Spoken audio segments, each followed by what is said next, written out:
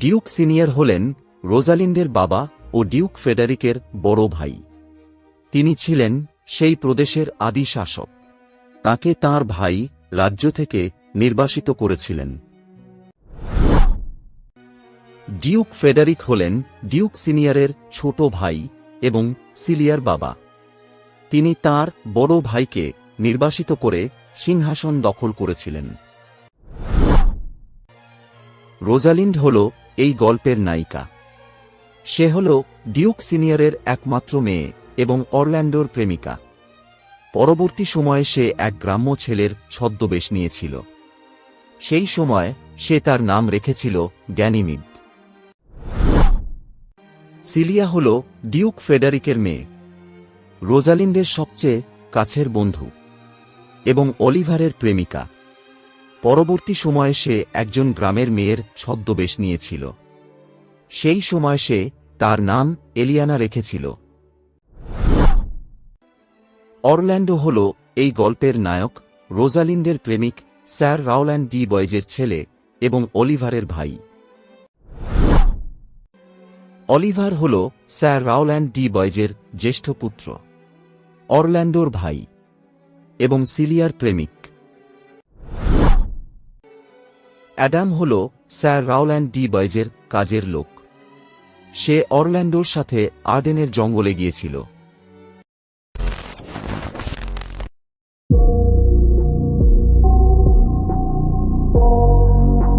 বহুদিন আগে ফ্রান্সে একজন আইনসম্মত ডিউক বাস করতেন। তার নাম ছিল ডিউক সিনিয়র।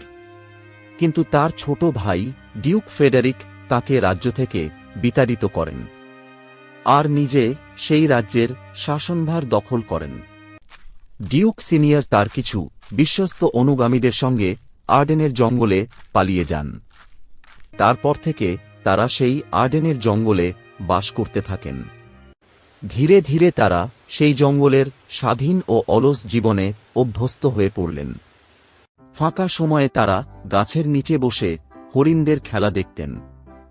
মাঝে মাঝে তাদের আবার খারাপও লাগত, কারণ খাবারের জন্য তাদের সেই সুন্দর হরিণগুলোকে মারতেও হতো। ডিউক সিনিয়রের একটি খুবই সুন্দরী মেয়ে ছিল। তার নাম ছিল রোজালিন্ড। ডিউক ফেডারিক রোজালিন্ডকে রাজপ্রাসাদেই থাকার অনুমতি দিয়েছিল, কারণ ফেডারিকের মেয়ে সিলিয়া ও রোজালিন্ড দুজনেই খুব ভালো বন্ধু ছিল। সিলিয়া রোজালিন্ডকে ছাড়া কোনোভাবেই থাকতে পারত না। একদিন রোজালিন্ড তার বাবার কথা ভেবে মন খারাপ করে বসেছিল। সিলিয়া তাকে খুশি করার চেষ্টা করছিল। এমন সময় একজন সার্ভেন্ট এসে তাদের খবর দেয় যে চার্লস নামের একজন ভয়ানক রেসলার আজ লড়াই করবে।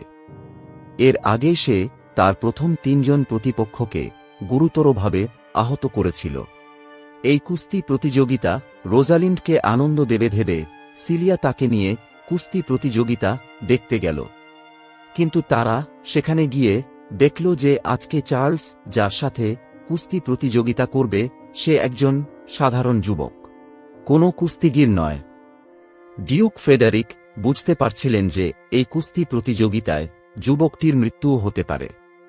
তাই তিনি রোজালিন্ড ও সিলিয়াকে বললেন যে তারা গিয়ে যেন সেই যুবককে বোঝায় সে যেন এই কুস্তি প্রতিযোগিতাটি না করে।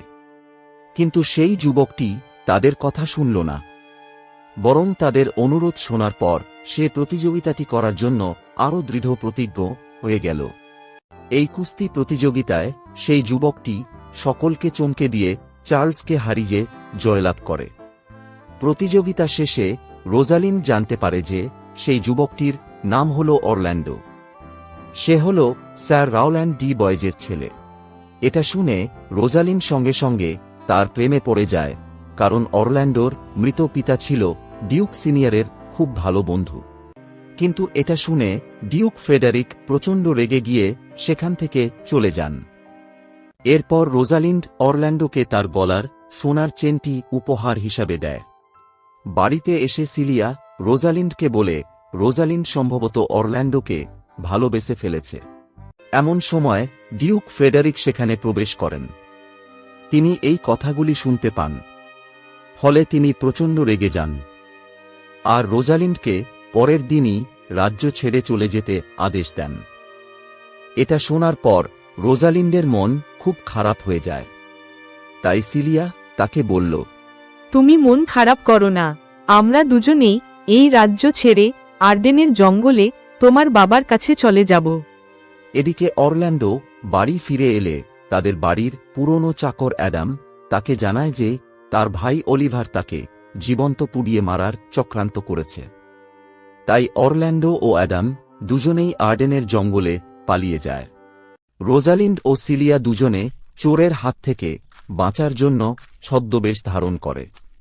রোজালিন্ড একজন ছেলের ছদ্মবেশ ধারণ করে এবং নাম রাখে গ্যানিমিড। সিলিয়া ছদ্মবেশ ধারণ করে এক গ্রামের মেয়ের এবং নাম রাখে এলিয়ানা। তারা নিজেদের ভাই বোন বলে পরিচয় দেয়। এদিকে ডিউক ফেডারিক যখন শুনলেন তার মেয়ে রোজালিন্ডের সাথে জঙ্গলে পালিয়ে গেছে, তখন তিনি অলিভারের কাছে গিয়ে পৌঁছান। ডিউক ফেডারিকের ধারণা ছিল যে রোজালিন্ড অলিভারের ছোট ভাই অরল্যান্ডোর সাথে জঙ্গলে পালিয়ে গেছে, আর তাদের সাথেই রয়েছে সিলিয়া। ডিউক ফেডারিক অলিভারকে হুমকি দিয়ে বললেন, যেখান থেকে পারো তোমার ছোট ভাই অরল্যান্ডোকে ধরে নিয়ে এসো, অন্যথায় তোমার রক্ষা নেই। তাই বাধ্য হয়ে অলিভার তার ছোট ভাইকে খুঁজে বের করার জন্য বনের দিকে রওনা দিল। অন্যদিকে রোজালিন্ড ও সিলিয়া দীর্ঘ পথ অতিক্রম করে আর্ডেনের জঙ্গলে এসে পৌঁছায়, কিন্তু তারা সেই জঙ্গলে রাস্তা হারিয়ে ফেলে। ফলে তারা অত্যন্ত ক্লান্ত ও ক্ষুধার্ত হয়ে পড়ে। অবশেষে তারা এক গ্রামের লোকের সাহায্যে এক মেষপালকের কাছ থেকে একটি বাড়ি ও তার ভেড়াগুলি কিনে নেয়। তারপর থেকে তারা সেখানেই বাস করতে থাকে। অন্যদিকে অরল্যান্ডো আর্ডেনের বনে এসে খাবার খুঁজতে খুঁজতে একসময় ডিউক সিনিয়রদের দলের দেখা পেল। সে ডিউক সিনিয়র ও তার সহযোগীদের তলোয়ার দেখিয়ে জোর করে খাবার দাবি করে। ডিউক সিনিয়র খুবই দয়ালু প্রকৃতির মানুষ ছিলেন। তিনি খুব কোমল কণ্ঠে তার সাথে কথা বলে তাকে বোঝালেন। তিনি অরল্যান্ডো ও অ্যাডামকে খাবার দিয়ে সহযোগিতা করলেন। খাবার খাওয়ার পর অরল্যান্ডো তাকে জানালেন যে সে স্যার রাউল্যান্ড ডি বয়েজের ছোট ছেলে। এটা জেনে তিনি খুবই খুশি হলেন যে অরল্যান্ডো তার প্রিয় বন্ধুর ছেলে। তাই তিনি অরল্যান্ডোকে নিজের কাছেই থাকার অনুমতি দিলেন। জঙ্গলে থাকাকালীন সময়ে অরল্যান্ডোর ভেতরে রোজালিন্ডের জন্য ভালোবাসা জেগে উঠল। সে বনের গাছে গাছে রোজালিন্ডের নাম লিখে রাখতে লাগল।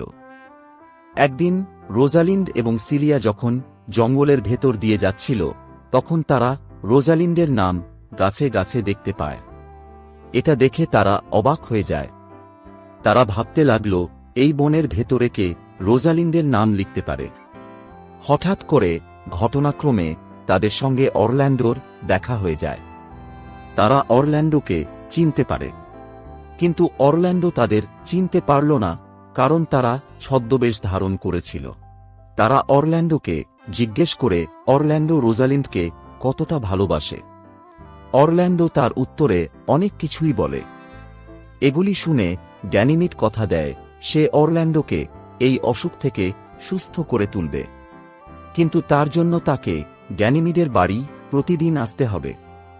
অরল্যান্ডো এই কথাতে রাজি হয়ে যায়। তারপর থেকে অরল্যান্ডো প্রতিদিন গ্যানিমিডের বাড়িতে আসা যাওয়া করতে থাকে।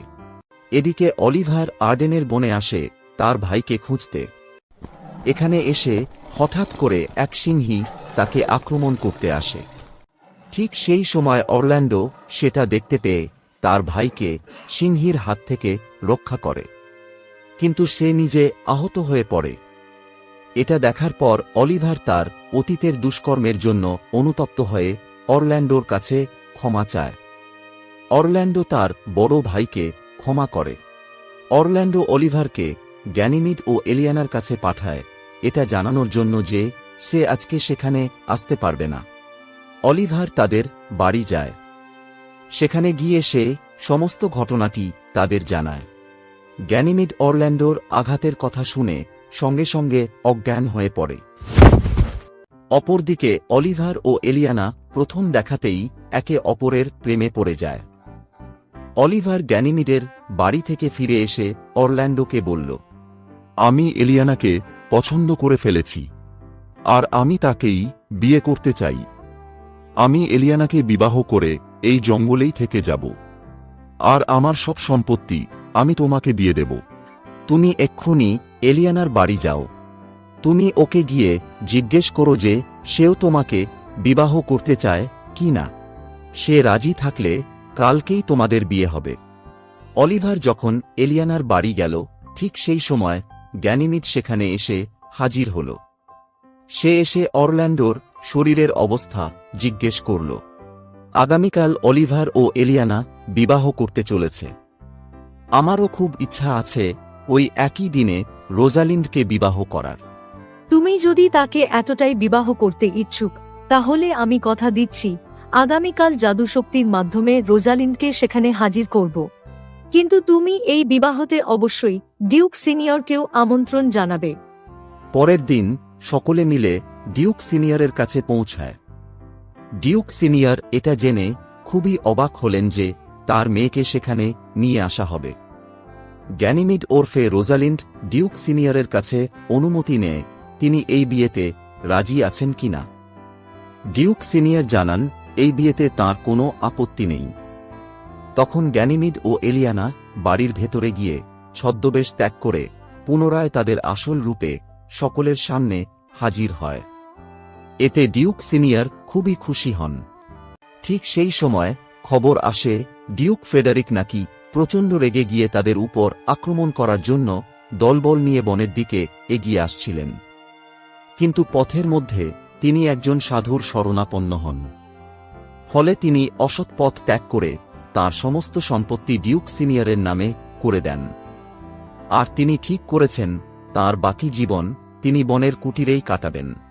সব শেষে বনের ভেতরে সকলের উপস্থিতিতে রোজালিন্ড ও অরল্যান্ডো এবং অলিভার ও সিলিয়ার বিবাহ সম্পন্ন হয়। তারপর থেকে